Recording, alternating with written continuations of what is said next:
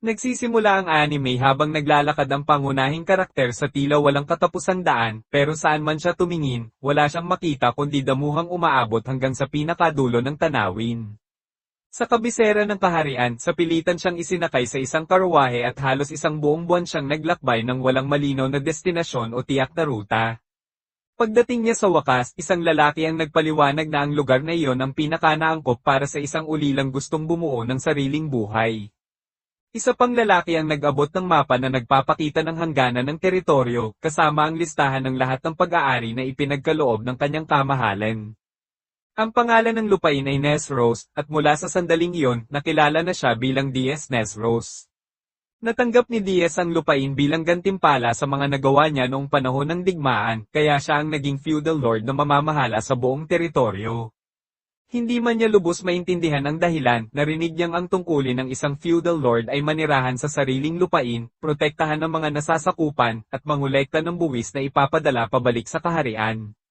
Nang makakita si Diaz ng ilog, agad siyang uminom ng walang pag-aalinlangan, dahil noong panahon ng digmaan, nasanay siyang uminom ng maputik at maruming tubig. Gayunman, wala talagang kahit ano sa lugar na iyon, ni isang puno ay wala.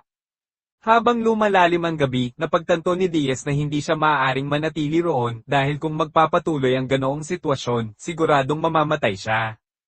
Naisip niyang pumunta sa kalapit na nayon, baka sakaling makahanap ng trabahong mapapasukan. Kinabukasan, bigla siyang nagising matapos sipin ng isang babae na agad nagtanong kung sino siya. Nagpakilala si Diaz at ipinaliwanag na natutulog lang siya roon. Sinabi rin niyang wala na siyang ibang mapupuntahan. Tinanong siya ng babae kung isa ba siyang tanga, sinagot naman ni Diaz na baka nga dahil umabot na siya sa ganoong edad nang hindi man lang nakatanggap ng kahit anong edukasyon. Muli siyang tinanong ng babae kung bakit siya naroon, kaya ipinaliwanag ni Diaz na ipinadala siya sa mga lupain na iyon. Sinabi niyang ang tanging hangarin niya ay ipagpatuloy ang pamana ng kanyang ama at ina, maging kapaki-pakinabang sa ibang tao, at protektahan ang mahihina, dahil iyon ang layunin ng kanyang buhay. Nagtaka si Alna kung bakit hindi nagsisinungaling si Diaz, at simpleng sinabi ni Diaz na wala siyang nakikitang dahilan para gawin iyon. Pagkatapos, nagtanong si Diaz kung bakit galit na galit si Alna gayong wala naman siyang ginawang masama. Napansin ni Diaz na isa si Alna sa mga lokal na naninirahan doon, kaya inakala niyang may pinaglilingkuran itong tao sa lugar. Kahit ganoon, matatag na idineklara ni Diaz na kahit sino pa ang maging kalaban, laging poprotektahan ni Diaz ang ibang tao. Biglang nagsimulang kumislap ang sungay ni Diaz, kaya nagtanong si Alna kung bakit napakaliwanag nito. Walang pag-aalinlangan, sinunggaban ni Alna si Diaz sa braso at nagsimulang tumakbo dahil kailangan daw niya itong dalhin agad sa nayon. Nagpasya si Alna na ipakilala si Diaz sa kanilang pinuno. Isang matandang babae ang nagtanong kung bakit siya nagdala ng isang estranghero, lalo na ng isang taong kumikislap ang sungay sa napakatinding asol na liwanag ng walang malinaw na dahilan. Ipinaliwanag ni Alna na kumislap ng kulay asol ang buong katawan ni Diaz, at nang tanungin niya kung kakampi ba ito, mas lalo pang lumino ang liwanag. Nagkaroon ng interes ang matandang babae at tinanong kung sino talaga ang lalaki. Nagpakilala si Diaz at sinabing kakampi nila siya dahil inaangkin niyang kakampi rin siya ni Alna. Tinanong ng matandang babae kung magiging kakampi rin ba siya nito. Sumagot si Diaz ng oo at ipinaliwanag na itinalaga siyang feudal lord ng mga lupain na iyon dahil ipinadala siya ng hari upang pamahalaan ang buong teritoryo. Sa mismong sandaling iyon, itinutok ni Alna ang palaso diretso sa ulo ni Diaz.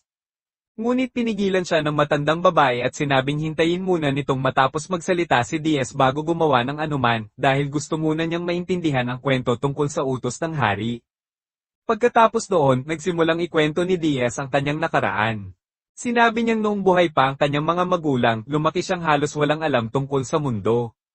Palagi siyang sinasabihan ng kanyang ina na gumawa ng mga bagay na makatutulong sa ibang tao, habang palagi naman siyang hinihikayat ng kanyang ama na maging taong nagpoprotekta sa mahihina, dahil iyon ang pamanang iniwan ng kanyang mga magulang sa kanya.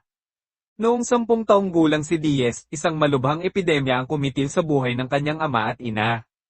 Pagkatapos noon, nakisama siya sa iba pang mga ulilang nakaranas din ng parehong trahedya at nabuhay sa paglilinis ng lungsod at pangangaso ng mahihinang monster kapalit ng gantimpala. Kahit ganoon, patuloy niyang isinabuhay ang mga itinuro ng kanyang mga magulang at sinikap na mamuhay sa paraang hinding-hindi niya sila bibiguin. Pagsapit ng 15 taong gulang, nagsimula ang digmaan, at hindi nagtagal, nakarating na ang mga sundalo ng kalaban sa kalapit na nayon. Upang maprotektahan ang kanyang mga kaibigan, nagboluntaryo siyang maging sundalo. Sa panahong iyon, hindi niya alam na mayroon pala siyang pambihirang talento sa pakikidigma, at dahil dito, nakamit niya ang napakaraming kahangahangang tagumpay. 20 taon ang lumipas at tuluyan nang natapos ang digmaan. Bilang gantimpala, iginawad ng hari sa kanya ang lupain na iyon. Napagtanto ng matandang babae na tunay ngang isa siyang feudal lord na nais lamang protektahan ang kanyang mga kakampi.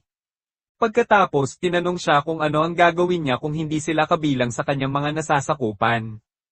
Tutulungan pa rin ba niya ang mga ito? Sumagot si Diaz na kung ganoon ang sitwasyon, magiging magkapitbahay lamang sila sa iisang lupain, at kung sakaling magkaroon sila ng problema, tutulungan pa rin niya ang mga ito nang walang pag-aalinlangan. Biglang muling kumislap ng asol ang sungay ni Diaz. Pagkatapos, nagtanong si Diaz kung bakit napakarami nitong itinatanong sa kanya. Sumagot ang matandang babae na hindi pa rin niya nauunawaan ang sitwasyon. Hindi sila kakampi ng kaharian, kundi mga kaaway nito, at matagal na silang nakikipaglaban laban sa kaharian. Gayunpaman, hindi niya itinuturing na kaaway si Diaz. Isa siyang pambihirang blue, kaya marahil ay maaari silang mamuhay ng mapayapa sa iisang lugar. Hiniling niyang itaas ni Diaz ang kanyang ulo at makinig ng mabuti. Pagkatapos, nagpakilala siya bilang si Mol, ang pinuno ng Oni tribe. Matagal nang nakikipagdigma ang kanilang tribo laban sa kaharian para sa kontrol ng kapatagang iyon. Tinanong ni Diaz kung bakit nananatili pa rin sila roon kung matagal na silang pinalayas. Ipinaliwanag ni Mol na ang kanilang mga sungay ay nag-iimbak ng mana at nagbibigay sa kanila ng kakayahang gumamit ng iba't ibang uri ng magic, kabilang ang concealment magic na nagtatago sa buong nayon at nagbubura sa mismong presensya nito sa mundo. Sa wakas, naunawaan ni Diaz kung bakit wala siyang nakitang nayon noong nakaraang araw. Tinanong niya kung sigurado ba talaga si Mol na ibunyag ang lahat ng iyon sa isang taong nanggaling sa kaharian. Sumagot si Mol na kung hindi blue si Diaz, hinding-hindi niya sasabihin ang lihim na iyon. Ipinaliwanag niyang tuwing may taong may masamang balak o may kinikimkim na galit, nagiging pula ang kulay. Kapag wala namang panganib, nagiging puti ito, ang kulay asul naman ay sumisimbolo sa mga taong magdadala ng kaligayahan at pagpapala. Kapag nagsisinungaling ang isang tao, nagiging malabo ang kulay at unti-unting nagiging pula. Sinabi ni Mol na ngayon lang siya nakatagpo ng taong napakatapat, kaya para sa kanya, napakakakaiba nito. Tinanong ng binata kung papuri ba ang ibig niyang sabihin. Simple lang ang naging sagot ni Mol, mula pa kanina, pinupuri na niya si Diaz, at balak pa nga niyang tulungan itong maging isang mabuting feudal lord. Gayunpaman, tumanggi si Diaz na maging tauhan niya, kahit ganoon, nag-alok pa rin si Mol ng bahay na malayo sa nayon, pagkain, at mga alagang hayop na maaari niyang paramihin. Bilang kapalit, kailangan niyang ilihim ang pag-iral ng nayon at hindi ito kailanman isiwalat kahit pa sa hari. Habang hindi siya nakikialam sa alitan nila laban sa kaharian, wala silang anumang masamang intensyon laban sa kanya. Malaya siyang mamuhay sa kapatagan, nag-alok pa sila na samahan muna siya ni Alna upang gabayan siya habang nasasanay sa pamumuhay sa lugar. Agad namang nagreklamo si Alna at sinabing si Diaz ang dahilan kung bakit nangyari ang lahat ng ito, kaya kailangan niyang panag-utan ng sitwasyon hanggang sa huli.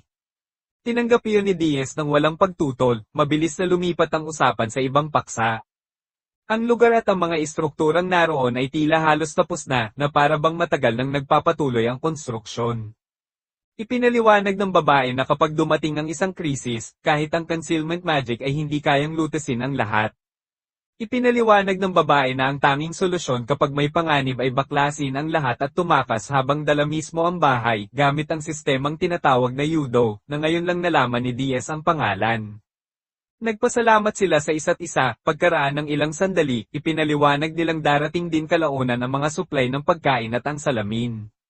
Kasama rin ang mga alagang hayop na pinalalaki para sa produksyon at pagkakakitaan.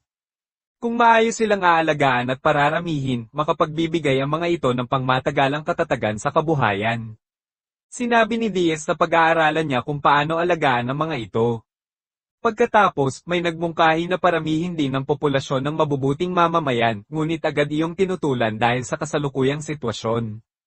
Hindi pa nga sapat ang pagkain para sa mga taong naroon na, dahil kung magdadagdag pa sila ng mas maraming tao, mamamatay lang ang lahat sa gutom. Kaya itinuring nilang napakawalang muwang ang mungkahing iyon.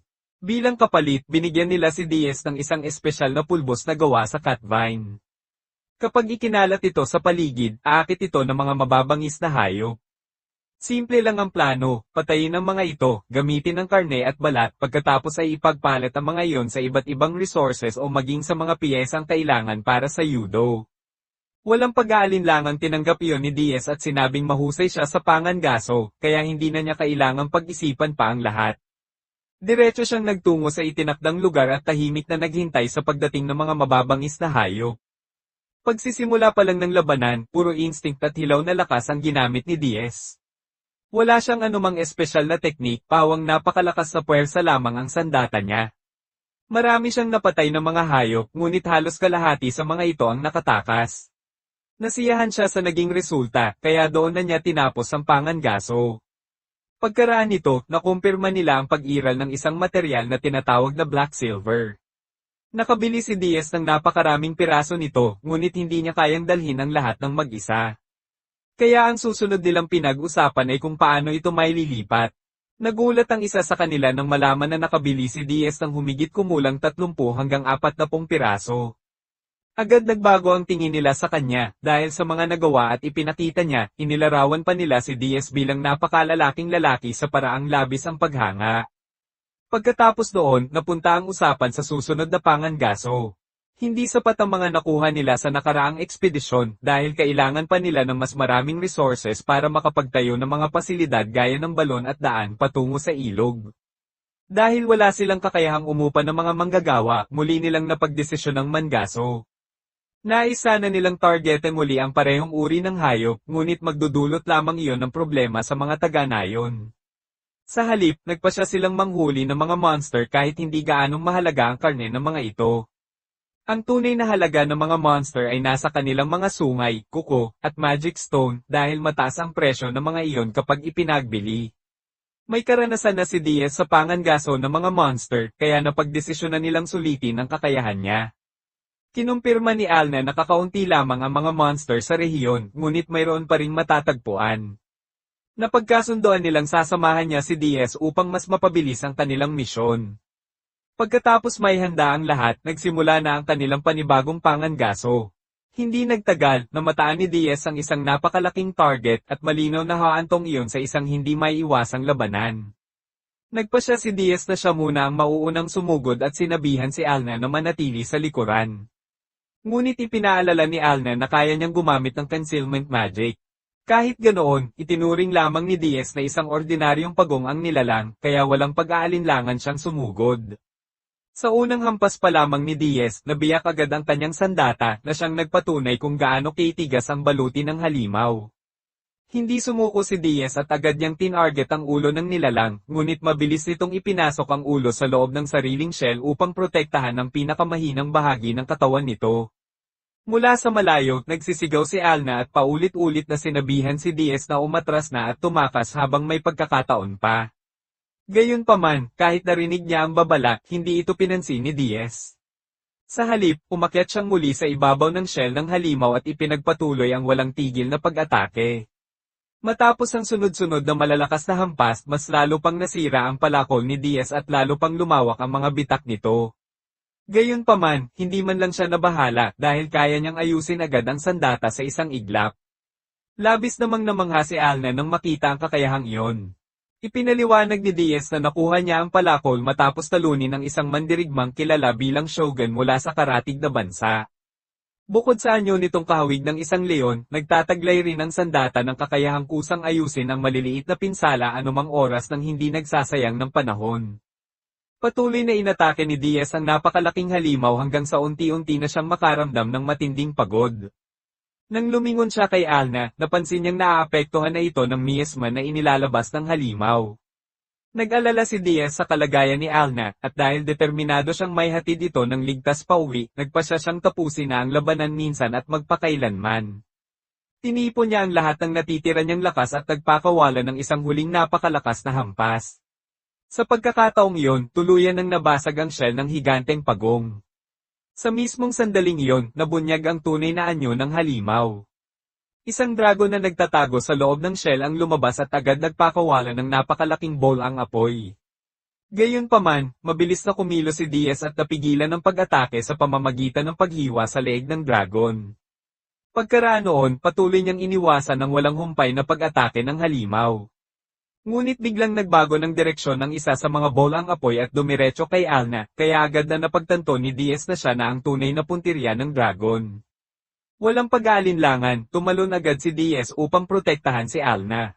Habang inaalala ang pangakong poprotektahan niya ito, tinipon niya ang lahat ng natitira niyang lakas at tuluyan ng pinatay ang halimaw.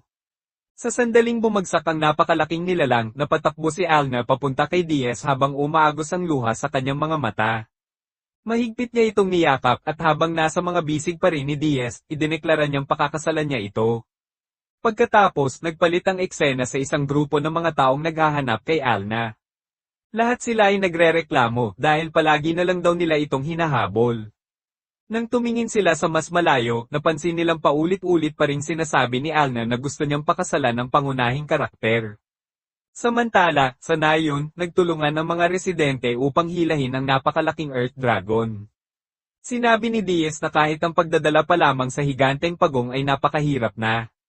Pagsapit nila sa nayon, umuusbong na ang liwanag ng umaga. Tinanong ni Diaz kung talagang ganoon kahanga-hanga ang nagawa niya. Sumagot ang mga taga-nayon na hanggang ngayon ay hindi pa rin sila makapaniwalang nagawa niyang talunin ang nilalang na iyon ng mag-isa.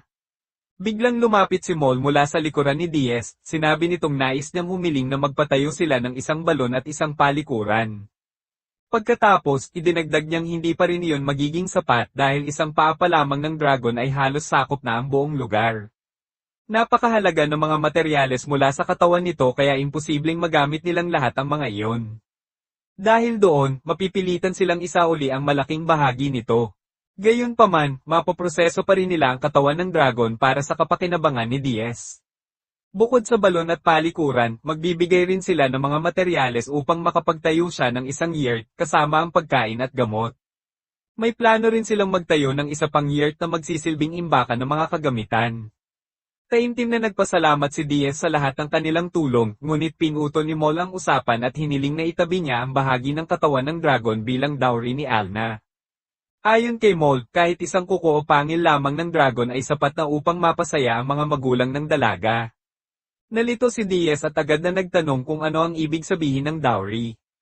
Ipinaliwanag ni Mol na gusto man niya o hindi, mauuwi rin siya sa pag-aasawa. Kapag may isang tao mula sa karatig na nayon na nakapatay ng dragon, sinusubukan ng lahat na bumuo ng matibay na ugnayan sa taong iyon. Bukod pa roon, napatunayan na ni Diaz na sapat ang kanyang lakas upang makapatay ng isang dragon. Ipinaliwanag ni Mol na kapag tumanggi si Diaz na pakasalan si Alna, lahat ng babaeng wala pang asawa sa buong rehiyon ay magsisimulang habulin siya. Sa sandaling iyon, napagtanto ni Diaz na maaari nga itong maging isang napakalaking problema. Pagkatapos, ibinunyag ni Mol na nauna nang pumunta si Alna sa kanyang mga magulang upang pag-usapan ang tungkol sa kanilang kasal. Agad na naunawaan ni Diaz kung bakit hindi na niya ito nakita mula noon.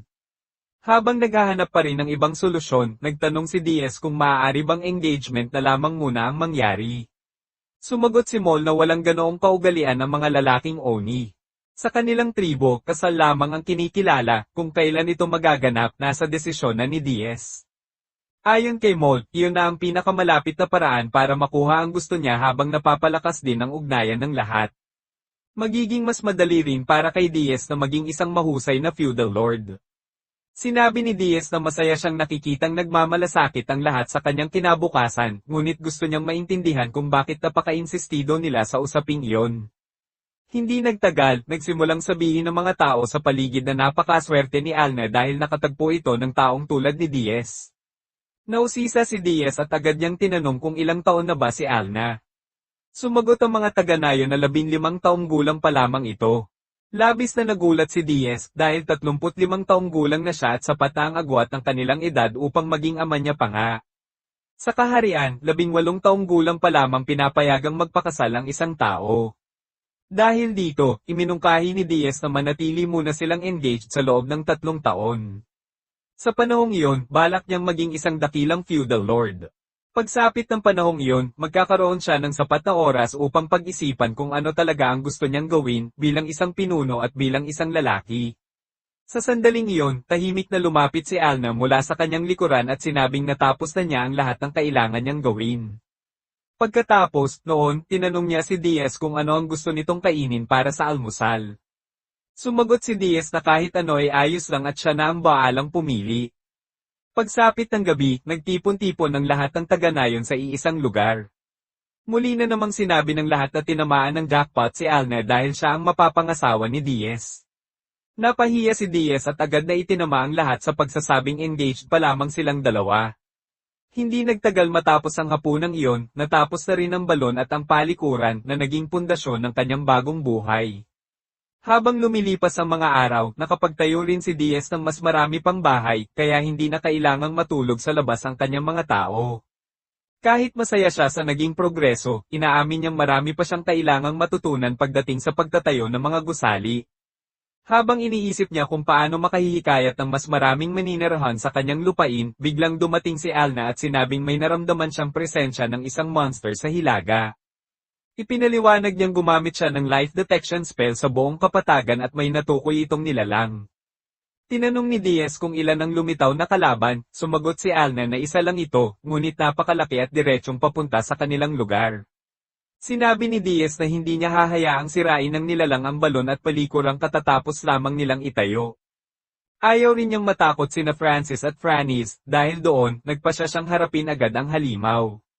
Sinabi ni Alna na sasama rin siya sa kanya, maliit man o napakalaki ang kalaban, dapat silang lumaban ng magkasama. Bago sila umalis, nagtanong si Diaz kung ano ang mangyayari sa mga tupa dahil natutulog ang mga ito sa loob ng kulungan. Kapag nagising ang mga ito na walang tao sa paligid, malulungkot ang mga ito at iiyak pa. Tinanong din ni Diaz kung totoo bang ang mga hayop na sanay mamuhay kasama ng mga tao ay nagiging balisa kapag walang taong malapit sa kanila. Tumingin si Alna sa unahan at sinabing maaari niyang pakiusapan ng mga taga-nayon na bantayan ang mga ito. Nang makita ni Diaz ang kalaban, napagtanto niyang isa pala itong ogre. Nagkomento si Diaz na napakabahong amoy ng mga materyales na nakukuha mula sa ogre at halos wala ring silbi ang mga iyon, kaya walang gaanong pakinabang ang pangangaso rito. Gayunpaman, alam niyang wala silang ibang pagpipilian.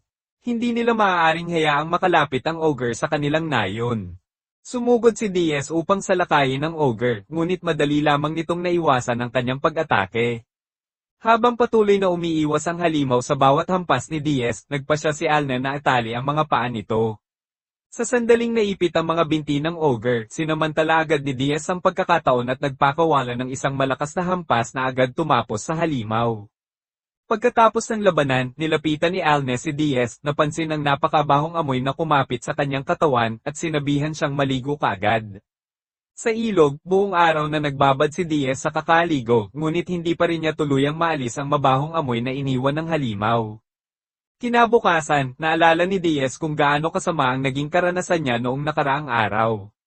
Hanggang ngayon, wala pa rin siyang nagagawang makahikayat ng mga bagong nasasakupan, ngunit patuloy namang dumarating ang mga monster na parang hindi imbitado. Sa sandaling iyon, dumating si Alna at sinabing malapit nang magkaroon ng mga sanggol, ngunit ang tinutukoy niya ay ang mga tupa. Kasunod nito, ipinaliwanag niyang hindi lahat ay magandang balita. Tinanong niya si Diaz kung naaalala pa ba nito nang sabihin niyang ang Myers ay mga nilalang na may napakataas na talino. Sumagot si Diaz na naaalala niya yon, at alam niyang naiintindihan ng mga ito ang wika ng tao at kusang pinipiling mamuhay bilang mga alagang hayop dahil mas ligtas ang ganoong pamumuhay. Kinumpirma ni Alna na tama yon, ngunit ipinaliwanag din niyang dahil sa mataas nilang katalinuhan, mas matindi rin silang makaramdam ng takot, kaya mas madali silang maapektuhan ng matinding stress. Kapag buntis ang mga ito, mas lumalala pa ang kanilang kalagayan. Maaari silang matakot ng husto hanggang sa mamatay bago pa maisilang ang kanilang mga anak. Dahil dito, hanggang sa maipanganak ang mga sanggol, kailangang manatili sa tabi nila ang pinakamalakas na miyembro ng grupo, at iyon ay si Diaz, upang maramdaman nilang ligtas sila. Upang magawa yon, kailangang dalhin ang mga Myers sa loob ng yurt. Ang problema, magkakalat ang mga ito sa loob ng tolda at mag-iiwan ng napakalakas na amoy. Maraming lalaki ang hindi nakakayanan iyon, kaya madalas na nagiging sanhi ng maraming pagtatalo ang pag-aalaga sa mga buntis na Myers. Sumagot si Diaz na wala siyang pakialam sa mga bagay na iyon. Sina Francis at Frannis ay bahagi na ng kanyang pamilya, at kung iyon ang paraan upang ligtas na maisilang ang dalawa nilang anak, anumang sakripisyo ay handa niyang gawin. Bukod sa pagiging matapang, ipinakita rin ni Diaz ang kanyang kabaitan, kaya lalo siyang hinangaan ng lahat. Hindi nagtagal, napansin ni Alna ang kakaibang kilos sa silangang bahagi ng kapatagan. Naniniwala siyang may grupong paparating na binubuo ng mga kabalyero, kasama ang humigit kumulang 10 sundalo at mga kabayo. Dahil walang dahilan para may dumating sa lugar na iyon, nagpa siya si Diaz na alamin kung sino ang mga ito. Bago umalis, hiniling niya kay Alna na gumamit ng concealment magic at manatiling nakatago kasama sina Francis at ang iba pa. Tiniyak ni Diaz sa lahat na babalik siya agad, at sinabi niyang ang mga taong iyon ay tiyak na hindi mas mapanganib kaysa sa mga dragon na hinarap na niya. Habang papalapit siya, nakumpirma niyang may 3 kabalyero at 4 na sundalong infantry, na may kabuoang 10 tao at mga kabayo. Hindi pa rin sigurado si Diaz kung kakampi ba o kalaban ng mga ito, kaya nagpa siya muna siyang lumapit bago kumilos. Dahil maaaring maging malaking banta ang mga mamamana, nanatili siyang maingat. Sa sandaling magkaharap na sila, agad siyang nakilala ni Klaus. Sinabi ni Klaus na nabalitaan niyang naging isang feudal lord na ang dati niyang kasamahan, at masaya siyang malaman na ang isang taong minsan niyang nakasama sa digmaan ay nakamit ang ganoong kaalagang posisyon. Natuwa rin si Diaz na muling makita ang dati niyang kaibigan at agad na tinanong kung ano ang nagdala rito sa lugar. Inakay ni Klaus si Diaz papunta sa isang mahalagang panauhin na nagpakilalang si Diane, ang ikatlong prinsesa ng kaharian.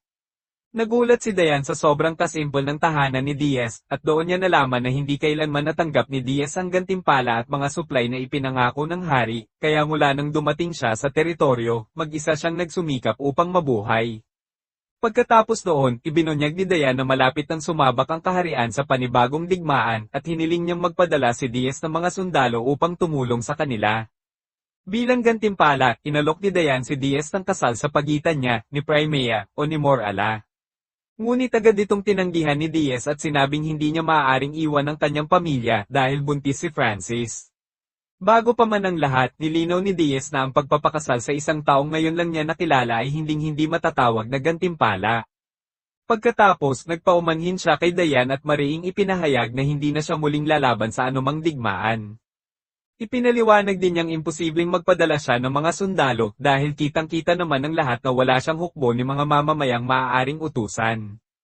Gayunpaman, hindi pa rin sumuko si Diane at tinanong kung mayroon pa bang ibang paraan upang gantimpalaan siya. Sumagot si Diaz na kung iyon lang ang pakay ng kanilang pagbisita, maaari na silang bumalik sa kabisera. Isa sa mga kasama ni Diane ang nang-insulto at nagbanta kay Diaz, ngunit nanatili siyang kalmado at inutusan ng grupo na umalis. Nagpa siya si Diane na umatras matapos mapagtantong walang sino man sa kanila ang may kakayahang talunin ng Supreme Hero. Pagkaraan nito, ibinunyag ni Alna na narinig niya ang buong pag-uusap habang gumagamit ng concealment magic, at ipinaliwanag niyang nararamdaman niya ang galit at masamang intensyon ng mga tao sa pamamagitan ng kanilang aura. Kinabukasan, muling nakipagkita si Diaz sa dati niyang kasamahan na si Klaus na nagsabing sinadya siyang tanggalin sa hukbo upang hindi na siya mapilitang bumalik sa digmaan. Dahil wala na siyang ibang mapupuntahan, nakiusap si Klaus na makasama sa grupo bilang isang sundalo. Dahil kilala ni Diaz ang katapatan ni Klaus at lubos niya itong pinagkakatiwalaan, agad niyang tinanggap ang kahilingan nito, at sa wakas, nadagdagan din ang bilang ng mga kakampi sa kanyang tabi. 10 araw na ang lumipas, sa bawat araw na dumaraan, lalo pang napapatunayan ng binata na tama ang naging desisyon niyang pumunta sa lugar na ito. Tinulungan siya ni Lord Diaz na magtayo ng bagong yurt. Ang sibat at baluting natanggap niya ay gawa sa mga materyales na kinuha mula sa isang dragon. Napakabihira ng mga ito, mga bagay na kadalasan ay wala kahit ang maharlikang pamilya. Gayunpaman, ibinigay lahat iyon ni Diaz sa kanya. Dahil dito, pakiramdam niya ay kailangan niyang suklian ng tiwala at inaasahan ng lalaki. Maya-maya, nagtipon ng lahat para sa hapunan, tuwang-tuwa si Diaz dahil ang pagkaing inihanda ni Alna ay karapat-dapat sa isang marangyang piging. Tinikman ni Klaus ang pagkain at sinabing napakasarap nito, idinagdag pa niyang siguradong magiging mahusay na asawa si Alna balang araw. Pagkarinig sa papuri, napangiti si Alna at dinagdagan pa ng pagkain ng plato ni Klaus. Pagkatapos, sinabi ni Diaz na Diaz na lang ang itawag sa kanya dahil magkaibigan na sila. Gayunpaman, mas gusto pa ring tawagin ni Klaus na Lord ang lalaki bilang paggalang sa magkaibang katayuan nila sa lipunan. Natutuwa si Diaz na makita kung gaano kasaya si Klaus na naroon.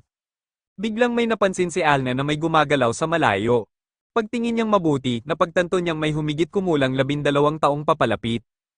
Kabilang sa kanila ang 12 tao, ngunit ang isang babae ay tila nasa bingit na ng kamatayan. Hindi na nag-aksaya ng oras si Diaz at agad na pinuntahan ang sitwasyon bago pa mahuli ang lahat. Bago umalis, inutusan niya si Klaus na manatili roon at asikasuhin ang lahat. Habang naghihintay, ipinaliwanag ni Klaus na nasa silangan ng kabisera ng kaharian. Pinagtatalunan ngayon ng 5 prinsipe at prinsesa kung sino ang susunod na uupo sa trono. Ang ikatlong prinsesa na si Diane na kasama niyang naglalakbay ay mas mahina ang puwersang militar kaysa sa ibang kandidato. Walang duda, iyon ang dahilan kung bakit gusto nitong makasama si Diaz. Samantala, ang ikalawang prinsipe, na kilala sa labis na pagkahumaling sa kayamanan, ay malamang na inilihis ang napakaraming yaman at supply. Nahati ang mga maharlika sa iba't ibang paksayon at nagsimula silang magplano laban sa isa't isa. Umabot na sa hangganan ng epekto ng alitang ito, balang araw, maaaring umabot pa sa lupaing iyon ang digmaan. Kahit ganoon, kung makakalaban niya si Diaz, gagawin niya iyon ng walang pag-aalinlangan. Pagtingin niya sa unahan, nakita ni Klaus si Diaz na napapalibutan ng ilang babae. Ipinaliwanag ni Diaz na silang lahat ay iniwan matapos ang isang digmaang sibil sa karatig na teritoryo. Pinalayas ng isang nayon ng matatandang kababaihan upang mabawasan ang bilang ng mga taong kailangan nilang pakainin. Naniniwala si Klaus na maaaring iyon ang lupain ng Kasdex. Dumaan siya roon at nakita mismo kung gaano kalala ang sitwasyon. Sinabi ni Diaz na kahanga-hanga ang lahat ng matatandang babaeng iyon. Si Lady Maya ang namumuno sa grupo ng pinakamatatanda. Gamit ang kakayahan niyang manghula ng kapalaran, naghanap siya ng paraan upang manatiling buhay ang lahat. Dahil sa kakayahang iyon, natagpuan nila ang lugar na ito. Tuwang-tuwa si Diaz dahil sabay-sabay silang nagkaroon ng 12 bagong nasasakupan. Hindi na nagdalawang isip si Diaz na magtayo pa ng mas maraming bahay upang tanggapin silang lahat. Nagkomento ang binata na hindi na produktibo ang mga matatandang babaeng iyon. Bilang tugon, sinabi ni Diaz na wala iyong problema. Lahat sila ay lampas 70 taong gulang na, samantalang si Lady Maya ay lampas 70 taong gulang na.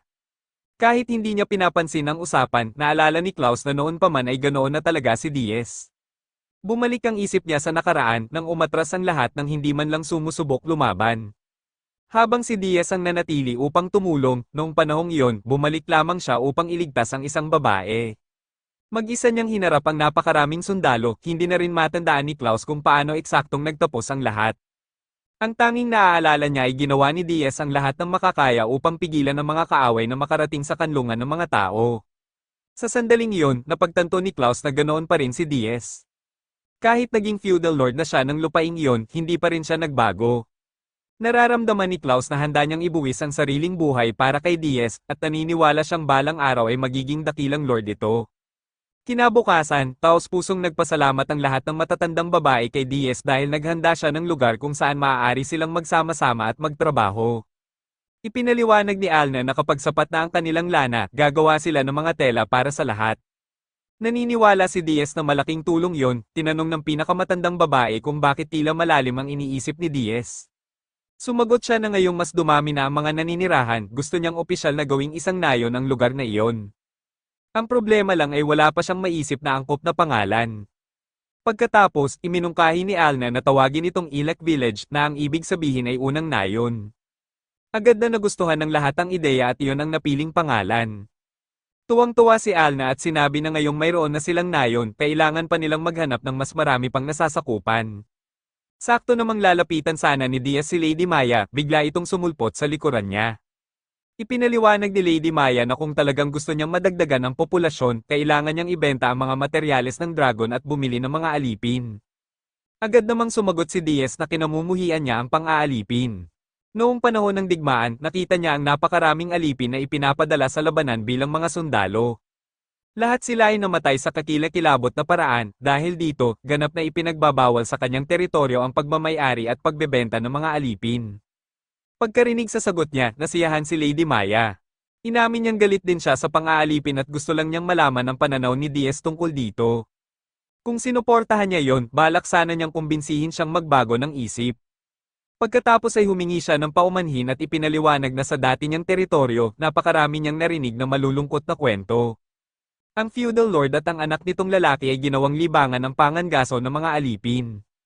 Samantala, ang ikalawang anak na nakipagdigma laban sa kanila ay palaging napapalibutan ng mga babaeng alipin. Kinabukasan, dumating ang isang mangangalakal na madalas bumisita sa nayon ng mga oni. Si Alna ang humiling sa kanya na dumaan din sa lugar na iyon. Pagkakita pa lang sa bisita, napagtanto ni Diaz na isa pala itong Palaka. Ipinakilala ng mga ngalakal ang sarili bilang Pagando at sinabing marami na siyang narinig na kwento tungkol kay Diaz, ang lalaking kilala sa pagpatay sa isang dragon. Layunin niyang makipagkalakalan ng malaki kay Diaz. Namangha si Diaz nang makakita ng isang palakang normal na nagsasalita. Hindi na nagpatumpik-tumpik si Pagando at hiniling na makita ang mga materyales na nakuha mula sa Earth Dragon. Nang ipakita ang mga ito, nagulat siya dahil mas kaunti ang inaasahan niyang makikita. Kahit alam niyang maaaring bastos ang tanong, gusto niyang malaman kung si Diaz nga ba talaga ang mag-isang pumatay sa dragon. Matapos kumpirmahin ni Diaz yun, biglang humaba ang dila ng Palaka sa sobrang pagkabigla at sinabi nitong isang malaking karangalan na makipagkalakalan sa isang napakahusay na tao. Bukod sa pagbili ng lahat ng materyales, nagpa siya rin si Pagando na iwan ng dalawang napakakyut na batang babae dahil wala siyang mahanap na gustong kumupkop sa kanila. Pagkatingin pa lang ni Diaz sa dalawa, napansin niyang tuluyan nang nawala ang liwanag sa kanilang mga mata. Agad siyang sinabihan ng lahat na huwag gumawa ng ganoong ekspresyon sa harap ng mga bata. Ipinaliwanag ng mga ngalakal na hindi sila mga alipin. Kung hindi niya sila kinupkop at inalagaan, matagal na sanang namatay ang dalawa. Sa nayon kung saan sila isinilang, itinuturing na masamang palatandaan ng kambal ng mga anak. Dahil dito, nakatakda sana silang patayin kaagad pagkatapos ipanganak. Nagpa siya ang kanilang mga magulang na tumakas kasama ang dalawang sanggol at doon sila natagpuan ni Pagando. Gayunpaman, matapos pagdaanan ng napakaraming hirap, malubha silang nagkasakit. Alam niyang hindi na magtatagal ang buhay ng mga ito, kaya nakiusap ang mag-asawa kay Pagando na alagaan ang dalawang bata. Noong una, tumanggi siya at sinabing hindi siya gumagawa ng kawanggawa at wala siyang mapapala rito. Gayunpaman, ibinigay ng mga magulang ang lahat ng perang mayroon sila at nakiusap na tanggapin ang kambal bilang paninda. Matagal nang naubos ang perang iyon at mula noon ay puro pagkalugi na lang ang dinanas niya. Tiniyak ni Pagando na wala siyang masamang intensyon at napagtanto ng lahat na nagsasabi siya ng totoo. Bukod pa rito, ang kambal ay may napakatingkad na asul na mga mata. Matapos marinig ang buong kwento, nagpa siya si Diaz na kupkupin ang dalawang bata at binayaran pa ang mga ngalakal sa lahat ng ginastos nito sa pag-aalaga sa kanila sa panahong iyon. Ipinakilala ni Diaz ang sarili at tinanong ang mga bata kung ano ang kanilang mga pangalan, ngunit wala ni isa sa kanila ang sumagot. Nanatiling tahimik ang dalawa dahil hindi pa sila sigurado kung mapagkakatiwalaan nila siya. Kaya sinubukan ni Diaz na pag-aani ng loob nila at sinabing kung sasabihin nila ang paborito nilang pagkain, ipaghahanda niya sila nito. Nang hindi pa rin sila sumagot, sinabi niyang baka kailangan na lang niyang bigyan sila ng mga bagong pangalan. Agad silang nakiusap na huwag niyang gawin iyon na nagpapakitang napakahalaga ng mga pangalang iyon para sa kanila. Nang makita ang reaksyon nila, naglakas loob na magsalita ang isa sa mga bata at sinabing ang pangalan niya ay Senador Nai, habang ipinakilala naman ng isa ang sarili bilang Ihan. Pinuri ni Diaz ang dalawa at sinabing napakaganda ng kanilang mga pangalan at bagay na bagay sa kanila. Pagkatapos, isinama sila ni Alna upang maligo at magpalit ng damit bago kumain para mas maging komportable sila. Habang pinapanood ang lahat, humanga si Klaus dahil agad na naunawaan ni Diaz kung gaano kahalaga ang mga pangalang iyon sa dalawang bata. Ipinaliwanag ni Diaz na pinoprotektahan lamang ng magkapatid ang mahahalagang pangalang ibinigay sa kanila ng kanilang mga magulang, mga taong labis nilang minahal at nananatiling napakahalaga sa kanilang buhay. Muli, napagtanto ni Klaus kung gaano kahusay umunawa si Diaz sa mga bata at sa kanilang nararamdaman. Pagkatapos ay isiniwalat ni Diaz na bago ang digmaan, inalagaan niya ang napakaraming ulila na parang sarili niyang mga anak. Palagi niyang sinisikap na protektahan ng mga batang iyon at mabigyan sila ng mas magandang buhay. Ang tanging gusto niya ngayon ay mamuhay ng maayos ang lahat at matagpuan ang tunay na kaligayahan. Pagkatapos nilang maligo, napansin ni Diaz na malinis na ang dalawang bata. Gayunpaman, hindi niya inaasahang agad silang magtitiwala sa kanya dahil alam niyang kailangan pa nila ng panahon upang makabangon sa lahat ng pinagdaanan nila. Maingat na pinagmasdan ni Lady Maya ang dalawang bata at sinabing tila hindi sila tao. Gayunpaman, naniniwala siyang magdadala sila ng maraming biyaya sa buong nayon. Nang matanggap nila ang mga regalo, agad na naalala ni na Senador Nai at Ihan ang kanilang mga magulang at tuluyan silang napaiyak dahil sa lahat ng kanilang pinagdaanan. Ang mga alaalang iyon ang nagpalabas sa lungkot na matagal na nilang kinikimkim. Niyakap sila ng lahat at sinabing kailangan nilang maging matatag dahil hindi na sila nag-iisa. Ang tanging hiling ni Diaz ay huwag nilang itago ang kanilang nararamdaman at maging kung sino talaga sila.